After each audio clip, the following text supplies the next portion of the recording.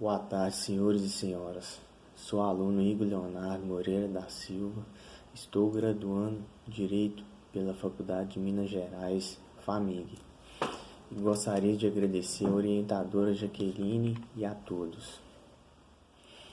O tema problema do artigo jurídico é a palavra da vítima como único meio de prova é o suficiente para a condenação do suposto autor. O marco teórico é o princípio do indúbio pro réu. E o presente artigo, ele tem o objetivo de analisar a palavra da vítima como único meio de prova no crime de estupro, pois esse delito geralmente é cometido na clandestinidade, sem a presença de testemunhas e sem vestígio. A antiga lei penal estabelecia tratamentos baseados no gênero das pessoas. E com a evolução da ética de cada indivíduo e dos princípios da sociedade, houve o abolite crimes de alguns delitos, como a sedução e o adultério. Com isso, foram revistos alguns delitos na redação da antiga lei penal. E o capítulo que abordava sobre os crimes sexuais tinha a nomenclatura de crimes contra os costumes. Hoje, tem a denominação de crimes contra a dignidade sexual. Naquela época, era debatido se a mulher poderia ser vítima de estupro praticado pelo marido, perante a justificativa da obrigatoriedade do débito conjugal, ou seja, discutia-se a obrigação de cumprir com o débito conjugal. Percebe-se que a mulher é tratada como objeto na área sexual. E a lei penal não pode definir tratamentos desiguais embasados somente no sexo da pessoa. Certamente viola o princípio constitucional da isonomia.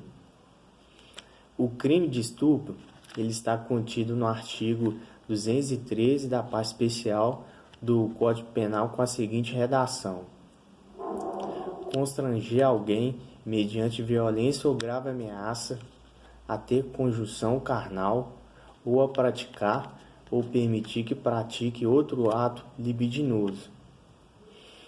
O crime de estupro, ele pode acontecer de não deixar vestígio.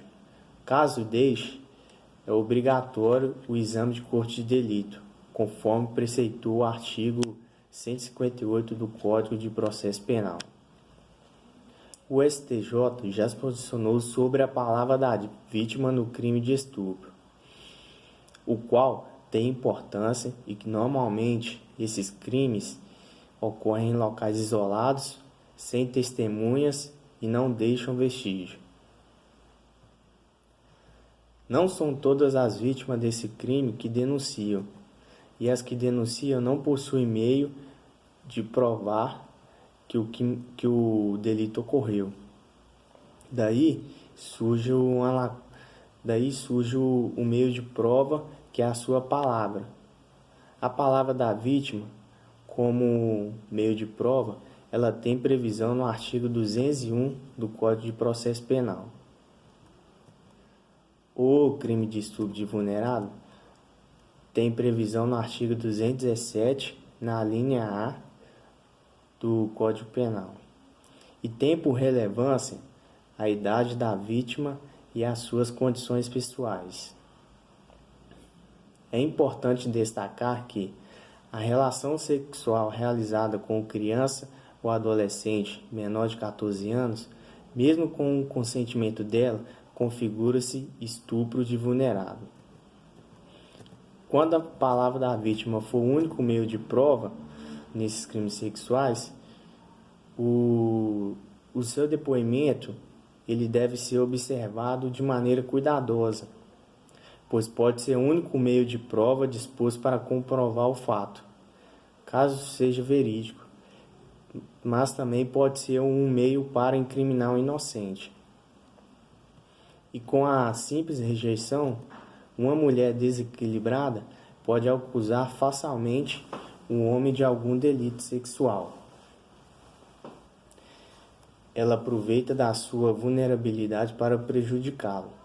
Nesse caso, identifica-se o síndrome da mulher de Potifar.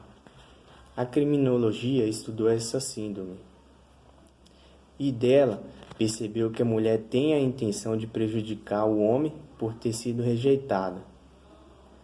Essa teoria é desenvolvida em cima de um texto bíblico, em que Potifar era um homem rico e poderoso e tinha vários escravos, e um deles tinha a confiança do seu rei, que era José.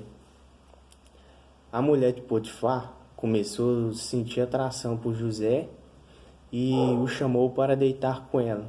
Porém, José não aceitou, a rejeitou, pois disse que ela era mulher de seu rei e não tinha a intenção de quebrar a confiança dele. E a mulher, ela não soube lidar com tamanha rejeição e acusou falsamente José de estupro. Por isso, surgiu a teoria da síndrome da mulher de Potifar, que consiste na conduta de acusar alguém falsamente em razão da rejeição, ou seja, mulher recusada pelo homem que por vingança ela imputa a ele um crime sexual a fim de prejudicá-lo. Recentemente aconteceu um caso de grande repercussão que envolvia o jogador de futebol Neymar e a modelo Nájila Trindade. A notícia que teve ampla divulgação foi a seguinte: mulher acusa Neymar de estupro. Ela diz que foi vítima de estupro e ela foi num consultório particular, num consultório médico. Ele deu um relatório lá para ela, constatando lesões e hematomas nas regiões do glúteo. E identificou um estresse pós as agressões físicas do suposto autor. Entretanto, o caso teve uma reviravolta e os aspectos indicativos de não crime foi a publicação de mensagem do jogador com a modelo. Nas mensagens antes e após o encontro, indicam o interesse do jogador quanto da modelo, ou seja, por ambas as partes na relação sexual. Isso demonstra a contradição do que aconteceu, o que ela negou inicialmente.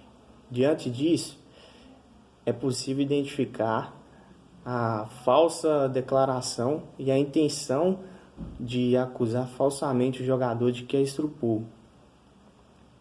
Portanto, a palavra da vítima deve ser sim valorada, mas com a corroboração de outras provas trazidas aos autos, pois quando haver só a palavra dela contra a negativa do acusado, ela deve provar que o fato ocorreu, pois o acusado ele é dotado da presunção de inocência, e caso haja dúvida, aplica-se também o princípio do indúbio pro réu.